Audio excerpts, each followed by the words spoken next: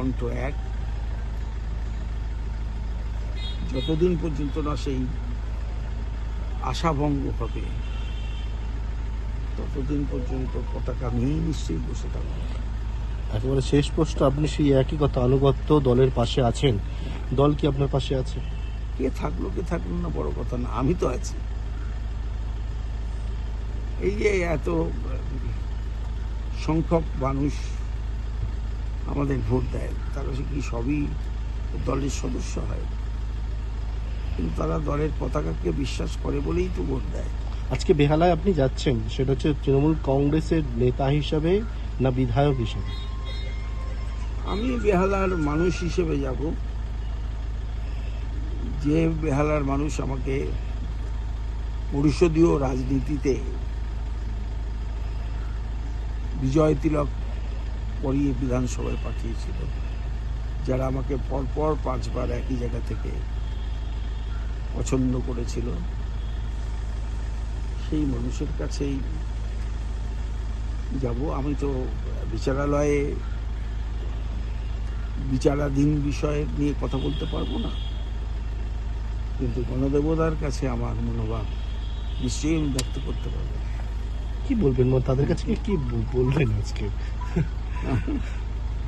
কি বলবো বলুন তো, কত লোক এসে ঘুরে যাচ্ছে।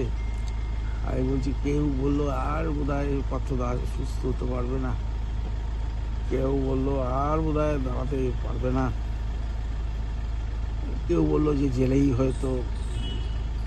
আমি সে একটা স্লোগান দিয়ে শুনতাম বেহালায়, গঙ্গাসাগর বারবার, বিদ্যাসাগর একবার। এখানে বোধহয় কেউ ভাবছিল যে জেল থেকে জীবন্ত পার্থ নাও আসতে পারে। কিন্তু মানুষের ভালোবাসা, বিশেষ করে আপামর বাংলা মানুষের ভালোবাসা আমাকে সুস্থ করে তুলেছে। আমি এখন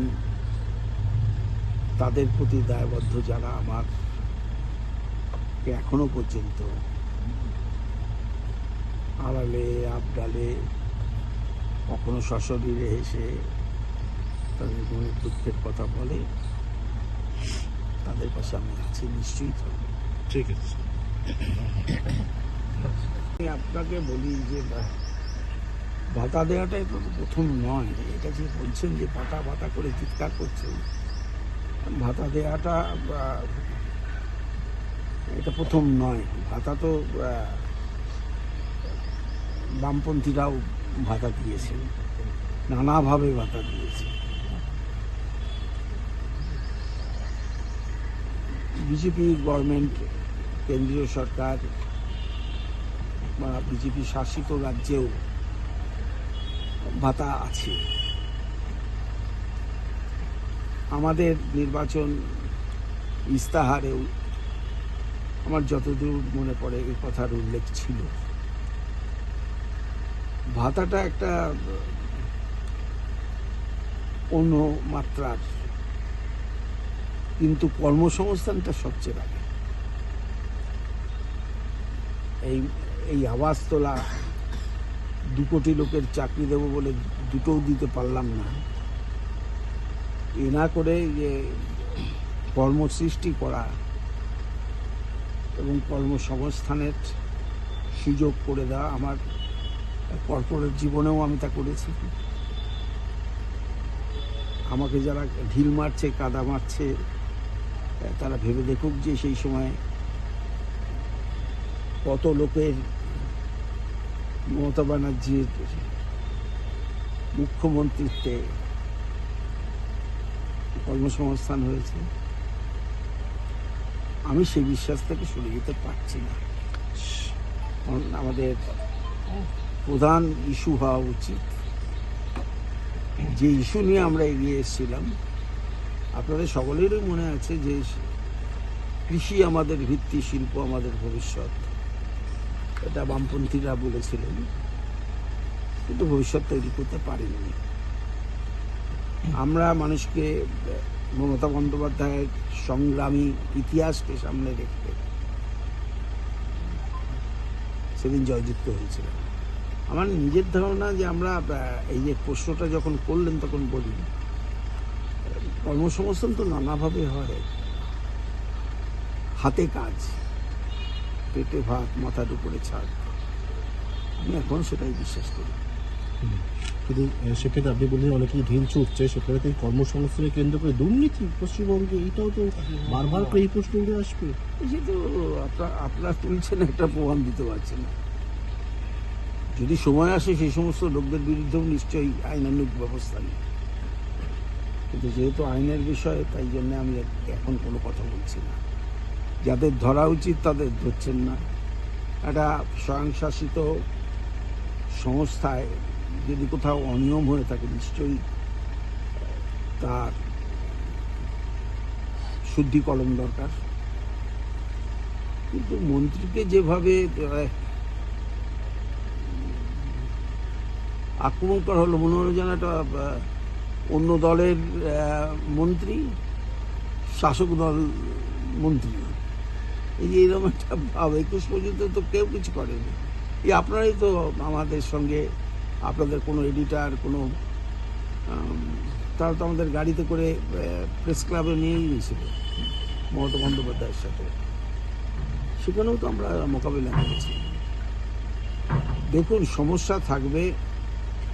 আমি আবার বলছি যে হাটে সে হোঁচট খেতেও পারে, কিন্তু আবার সে উঠে দাঁড়াবে যদি তার লক্ষ্য, তার বিশ্বাস, তার সততা, তার দৃঢ়তা, তার মানুষের প্রতি ভালোবাসা যদি থাকে, তাহলে তাকে আটকাতে পারবে। আপনারা এত দুর্নীতি করছেন, যাদের বসাচ্ছেন তারা কি নিজেরা দুর্নীতিমুক্ত? আমি তো চাই যে, আমি আমার পুরনো চিঠিগুলো দেখছিলাম যখন আমি রাজনীতিতে এলাম, তখন মমতা বন্দ্যোপাধ্যায় চিঠি লিখেছিলেন নির্বাচন কমিশনকে দুটো বিষয়ে। একটা হচ্ছে ক্রিমিনালাইজেশন ইন পলিটিক্স, আরেকটা হচ্ছে, মানে আমি বাংলা করলে এরকম দাঁড়ায়, বাহুবলী আর অর্থবলীর বিরুদ্ধে জাতীয় নির্বাচন কমিশন ব্যবস্থা দিবে। তা এই যে চারিদিকে যে অনিয়মের কথা দেখা যায়, সেটার মূল কারণই হচ্ছে যে বড় দলগুলো তহবিল অনেক বড়, ছোট দলের প্রতিনিধিত্ব করতে গেলে তার তহবিল অনেক কম।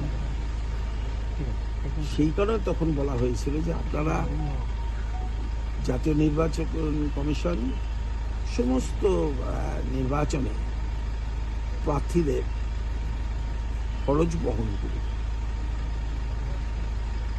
সেটা তো আজ পর্যন্ত হয়। তো সেটা একটা আক্ষেপ আমার এখনো থেকে গেল। আর বাদ বাকি যেটা আপনারা প্রশ্ন তুললেন, এই মূলত পার্থ তোলা প্রশ্ন, আমি উত্তর দিই। পার্থ কোর্টের প্রতিদিনই প্রায় উপস্থিত থাকতো। আমি এখনো বলছি, জোর গলায় বলছি, কোনো রকম অনিয়ম বেনিয়মের সঙ্গে সারাটাই জীবন যুক্ত ছিলাম না, আজও নেই, মন্ত্রী হয়েও নেই, বিরোধী দলনেতা হিসেবেও নেই, কর্পোরেট জগতের মাঝারি বা বড় কি যে যেরকমভাবে দেখে তার হিসেবেও নেই।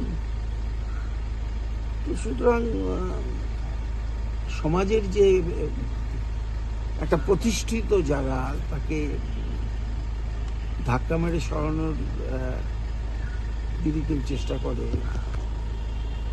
কালিমা লিপ্ত যদি করে, তাহলে কালি মুছে যাবে, এতে ধুয়ে যাবে, অমলিন থাকবে আমার যতটুকু আমি অর্জন করেছি। যদি ষড়যন্ত্র হয়ে থাকে, তাহলে যারা ষড়যন্ত্রকারী তাদের বিরুদ্ধে বদলা নেবেন? আমি আবার বলছি, আমি তো কাউকে ষড়যন্ত্রকারী হিসেবে বলিনি। আপনারা এগুলো এডিট করে আনকাট দেখাবেন না, তো এডিট করে এইটুকুই দেখাবেন। আমি না এখন বুঝে গেছি, আমি তো অনেকদিন হলো রাজনীতিতে, তাছাড়া কর্পোরেটে যখন ছিলাম সেটাও তো মানব সম্পদ ডিপার্টমেন্ট ছিল, দেশে বিদেশে তো বহুবার ঘুরেছি। সুতরাং সোজা কথা সোজা ভাবে, আমি বলি অকপটে পার্থ, আপনারা বলতেন না, এই অকপটে পার্থ, আমি বলছি অকপটে বললাম যে কোনো রকম শিক্ষা কেন তৃণমূলে থাকাকালীন, রাজনৈতিক জীবনে থাকাকালীন কোনো অসৎ উপায় আমি ব্যক্তিগত জীবনে করিনি। আমি দলের প্রতি আনুগত্য আছে, আনুগত্য ছিল, থাকবে। মমতা বন্দ্যোপাধ্যায়ের প্রতি আমার